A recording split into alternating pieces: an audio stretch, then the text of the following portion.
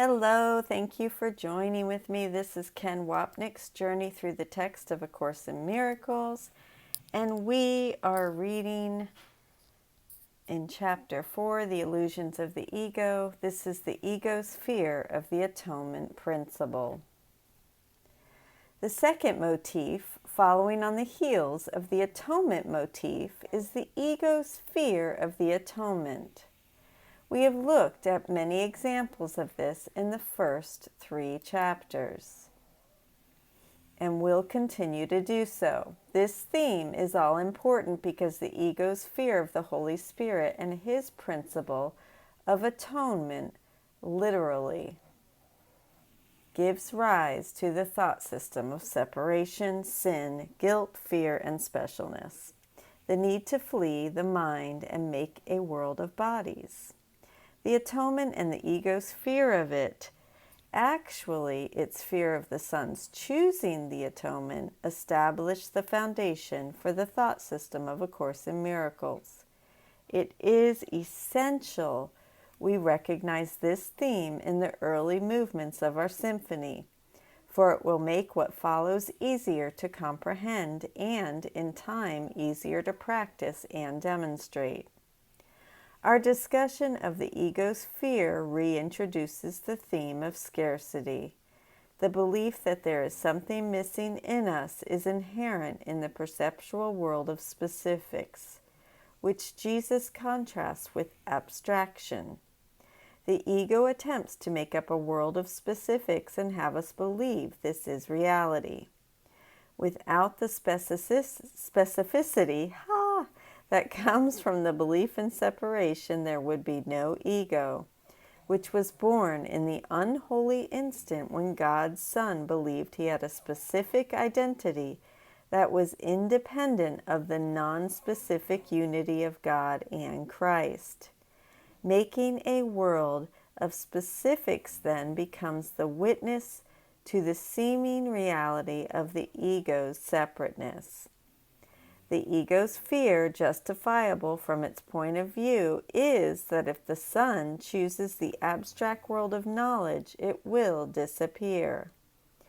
We now turn to references that highlight this crucial theme, beginning with statements about heaven's knowledge, the world of being.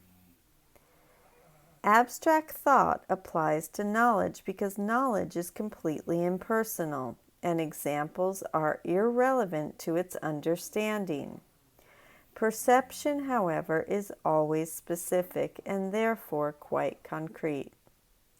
Knowledge is a synonym for heaven, and all it knows is God or Spirit. It is completely impersonal or non-specific and does not recognize personality or distinctive self. Specific examples are irrelevant to knowledge, which is why there is no order of difficulty in miracles. For this reason, the specifics of any problem do not matter. Only the ego's purpose for the world and the body is important, since the problem is our belief that the problems exist outside the mind. The concrete and specific nature of the physical universe is nothing more or less than the outpicturing of the mind's thought of a specific identity distinct from our Creator and Source. Here we again see the Course's subtle interweaving of ideas and how a full understanding of the meaning of a single sentence or passage brings to mind the entirety of its thought system. And this is from the text. Ego illusions are quite specific, although the mind is naturally abstract. Part of the mind becomes concrete, however, when it splits.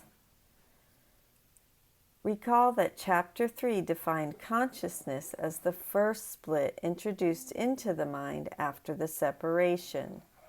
Jesus here states the same thing in another way. The concrete part believes in the ego because the ego depends on the concrete. The the ego is the part of the mind that believes your existence is defined by separation. The separated ego depends on the specific, while in heaven there is only unity and perfect wholeness, no dualistic subject and object. The ego is merely the part of us that likes being us, a separated self that is seemingly autonomous from the abstract reality of Christ.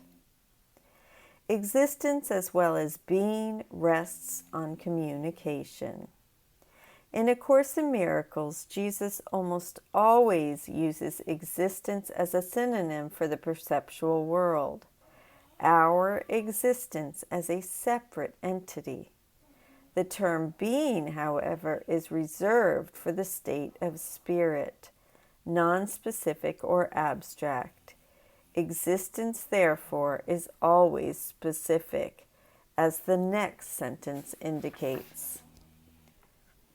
Existence, however, is specific in how, what, and with whom communication is judged to be worth undertaking. Further on in the text, we will see this idea developed in terms of special relationships, how we relate to specific people in order to communicate our guilt, hoping they will take it from us and magically free us from the mind's self-imposed prison. I don't think that works. Anyway, I'm going to stop there.